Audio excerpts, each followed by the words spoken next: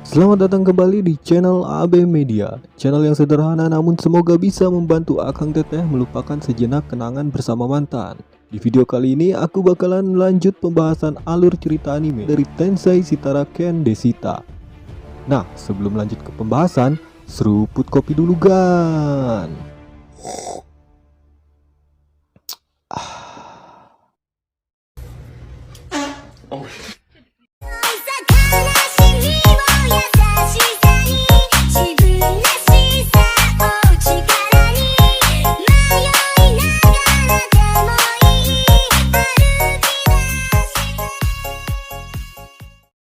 Cerita diawali ketika Fran yang sudah resmi menjadi petualang lantas segera mencari beberapa alat pelindung. Lalu tak lama kemudian, tiba-tiba Fran dikejutkan dengan sosok pria tua yang ternyata itu adalah seorang pria kerdil yang muncul di akhir episode sebelumnya. Kemudian pria kerdil ini menawarkan Fran untuk mampir ke tokonya jika Fran sedang mencari jirah atau semacamnya. Tak lama setelah itu, Shiso langsung menggunakan skill identifikasi kepada pria kerdil ini. Dan ternyata pria kerdil ini bernama Garus yang berasal dari ras Dwarf yang memiliki kemampuan mata dewa dan juga memiliki gelar sebagai pandai besi pengelana serta pandai besi kehormatan dari kerajaan Granzel. Lalu tak lama Fran pun diajak menuju ke tokonya. Di sini, Garus hanya menjual jirahnya kepada orang-orang yang layak memakainya dan salah satunya adalah Fran. Karena sebelumnya Garus sudah menyaksikan kemampuan Fran saat bertarung melawan tentara bayaran di guild. Fran yang sedang mencoba baju jirah ini langsung menyukainya. Di jirah ini memiliki atribut diantaranya anting mithril, sarung tangan cakar kucing, dan sepatu bot naga terbang beracun. Garus menyebutkan bahwa sebelumnya jirah ini sudah dipesan oleh orang yang keburu mati di dungeon.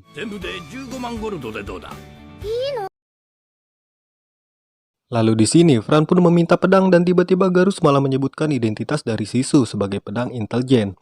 Sontak hal itu membuat Fran dan Shiso terkejut. Padahal di sini Shiso sudah mengaktifkan skill pemblokiran identifikasi yang bahkan ketua guild pun tidak bisa menembusnya.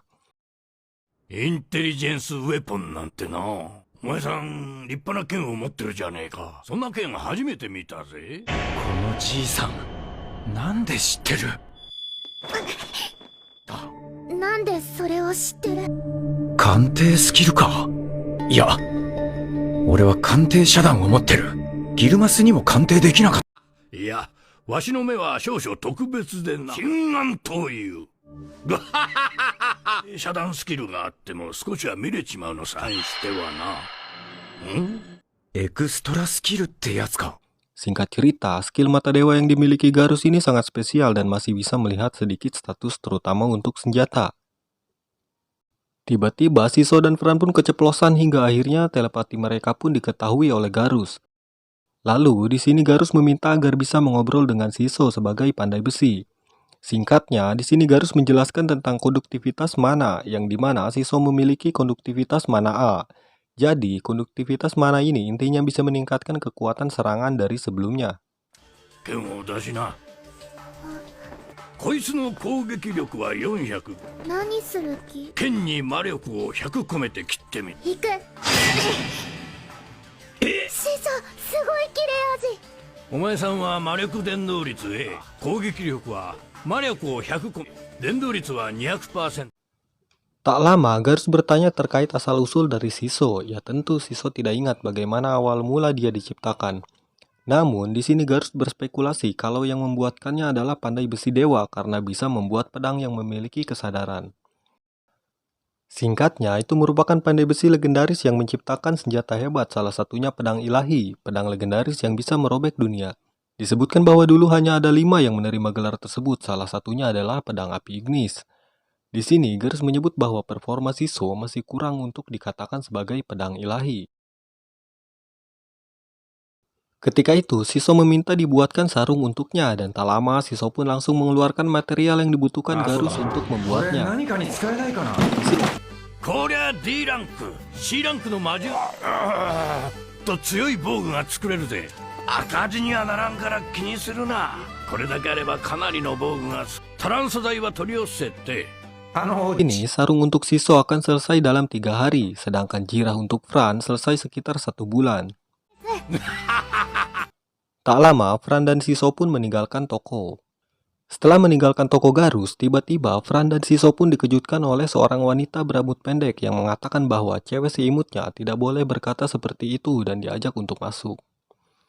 Ternyata wanita berambut pendek ini adalah seorang pegawai di toko pakaian. Lalu membantu Fran memilih pakaian. フランちゃん可愛いから何でも Singkat cerita, setelah lama memilih pakaian untuk Fran, lantas mereka pun segera keluar dari toko tersebut dan memasuki toko kelontong. Tiba-tiba, Fran disambut oleh seorang pria tinggi dengan luka di wajah dan beberapa bagian tubuh lainnya. Karena penasaran, Shiso pun langsung mengidentifikasinya. Ternyata pria ini bernama Rufus yang berprofesi sebagai pedagang. Namun, di sini Shiso nampak terkejut karena statusnya nampak terlihat seperti petualang tingkat menengah. Dan ternyata 3 tahun lalu Rufus memang seorang petualang, lalu pensiun dan membuka toko kelontong. Tak lama setelah itu, Fran pun keluar dari toko tersebut dan mencari penginapan. Sesampainya di penginapan, Fran menunjukkan kartu petualang yang berfungsi juga sebagai kartu identitas kepada resepsionis. Tak lama, Fran pun langsung menuju ke kamar penginapan tersebut. Dan Fran pun menampak bahagia karena sebelumnya tidak pernah merasakan tidur di tempat yang nyaman seperti sekarang. 師匠のおかげ。 Tak lama, mereka pun menyiapkan makan malam.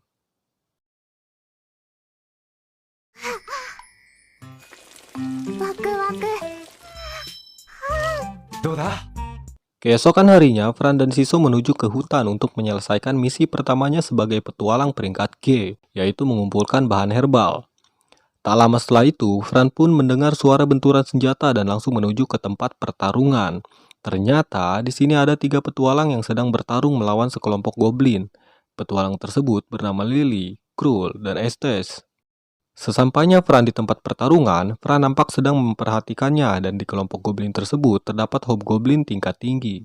Ketika itu, Fran pun langsung membantu ketiga petualang tersebut. Namun, ketika salah satu dari mereka sedang merapal sihir dan hendak menembaknya, tiba-tiba... Ternyata itu adalah perbuatan Fran dan ketiga petualang tersebut nampak terkejut dengan kemunculan sosok anak kecil.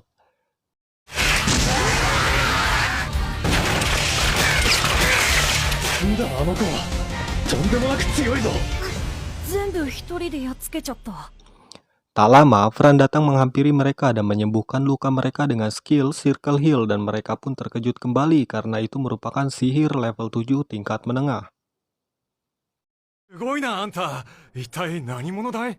このゴブリンの素材は君が持っていくべきだ。ホブゴブリンのだけもらっとく。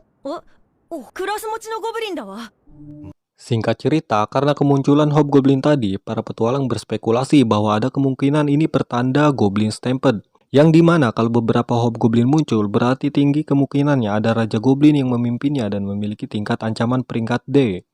Semakin tinggi kepemimpinannya, maka anggotanya pun semakin banyak dan akhirnya menyebabkan Ratu Goblin terlahir. Semua yang dilahirkan Raja dan Ratu itu hobgoblin dan memiliki pertumbuhan yang cepat dan segera menjadi suatu kelompok dan memiliki tingkat ancaman C.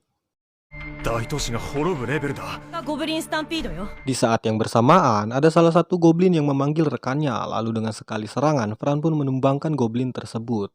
Di sini, ketiga petualang tadi akan melapor ke guild, sedangkan Fran malah ingin bertarung untuk mengalahkan goblin lain yang masih tersisa sambil meningkatkan levelnya.